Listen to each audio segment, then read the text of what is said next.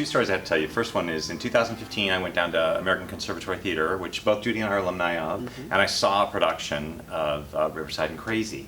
And I swore to myself I would get this play, and it took 4 years. I applied and applied and applied, and I'd seen Jesus Hop the A Train and The Motherfucker with a Hat, and I love Steve and Adly Guirgis. I just love him. And I could not get this play.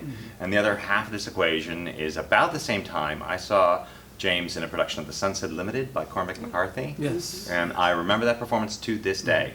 It was an extraordinary performance, and I thought, we got to get this guy on stage. And little by drips and drabs, like he directed a piece here, and I tried to get you to sweat. Yeah, Playwrights Revolution did a couple, and it took a long time to get the timing right, but I'm so excited that he's here, and I'm so excited that Judy is back. First of all, because we have roots back together at ACT, but second of all, because she did such a great job on Octoroon, which is such a difficult play. Thank you, and I had a great time doing it. It was a wonderful production. And I was heard so you were a proud of wonderful it. director in that. Oh, truly? Thank you. I appreciate that. I had a great time. I had a great time. Wonderful cast. It was kind of an extraordinary production, I thought. So Yeah. I'm very proud of that. Difficult play to do. Yeah, brave play to do. And so I wanted to ask you, James, so Celebration Arts, how long have you been there? I founded Celebration Arts in 1986. Oh my gosh.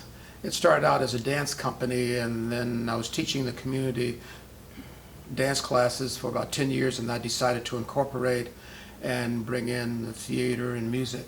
From your school training and from Celebration Arts have come some of our favorite actors, James Ellison and Tara Gelsadig. Yep. I mean, just some amazing talents, Tori Scroggins, a lot of just really, really talented people. Yeah, the whole thing was to provide opportunity for folks in the community to have access to some of the art forms that they'd be interested in, because they were having trouble getting in to some of the programs at the schools, and there weren't other organizations in the community.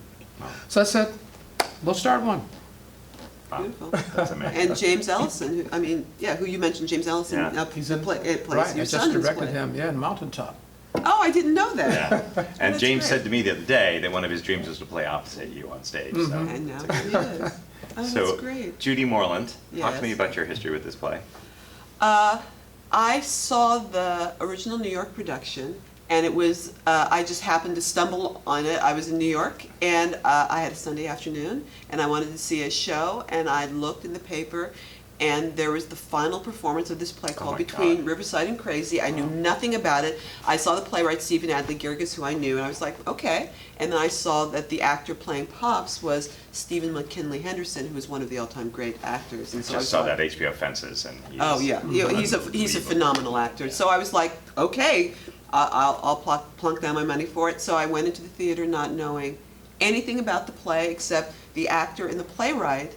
And as I was saying, I had the experience that I hope our audience will have, which is you sit down and you watch the play and you say, oh, okay, it's a family drama about a father and son. The dad's a little cranky, and then you get into the next scene and it's like, wait a second, oh, this happened, and wait a second, that's happening, and it's like, oh, and the play just slowly just opened up to me, and before I knew it, I was sucked in. I had no idea where this play was going, and at the end of the play, I thought the role of Pops is going to be like the King Lear role for every African American actor. At some point, if you have chops, you will play this role. There's one extraordinary role he's written for a senior actor, and so I loved it. And this is before the play won the Pulitzer. I just came out and my mind was blown, and I just loved it. And then he won the Pulitzer for it. I couldn't believe that.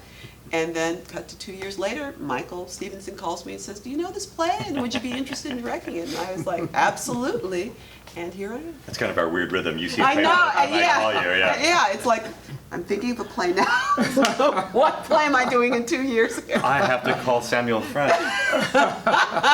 So the first thing I thought after I saw it was, it's got to be James Wheatley. It's got to be him, because there are rarely times when I see a perfect match in my head, like immediately, and this was one of them. In a play that's very, very funny, that it's also very poignant, and it's everybody takes such a journey in this play, and Pops most of all. And it's one of the funniest plays I've ever read, but it's Absolutely. drama and comedy right at the intersection, like Yeah, all the sure. time. You never know which way it's going to go. The actor who plays Pops has to have gravitas and stature, but also be able to play the lowball comedy, and that's not easy to find all the Right. time. And you're a comedian. You know how to play those jokes without hitting them too hard, and that the whole cast has to have that, and we've been so lucky. Yes. We've gotten just an Fantastic. amazing group Got a of good people. group. I agree. One of the apprentices afterwards said, "Boy, I'm sitting in a room with like the heavyweights of Sacramento." He said, "I'm so humbled." I'm like, "Yeah, I know. I'm so fortunate." I'm a traveling man.